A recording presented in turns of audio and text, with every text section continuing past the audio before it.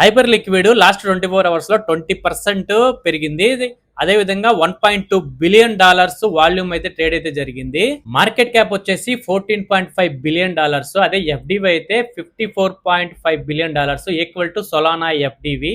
So ఇంకా ETF inflows వస్తే మాత్రం బిట్ వైజ్ గ్రే స్కేల్ దాదాపుగా $25 మిలియన్ కి ఈటీఎఫ్ అయితే ఇన్ఫ్లోస్ వచ్చాయన్నమాట నిన్న ఒక్కరోజు మాత్రమే. సో ఓవరాల్ గా చూసుకుంటే ఇన్ఫ్లోస్ అయితే రోజు రోజుకి పెరుగుతున్నాయి. సో నేను ఐపీ టోకెన్ కొనమని చెప్పేసి ఆల్రెడీ $44 ఉన్నప్పుడు అయితే చెప్పాను అనమాట. ఎవరైనా సరే మీ పోర్ట్ఫోలియోలో ఐపీ లేకపోతే యాడ్ చేసుకోండి అని చెప్పి వీడియో అయితే ఒకటి చేశాను.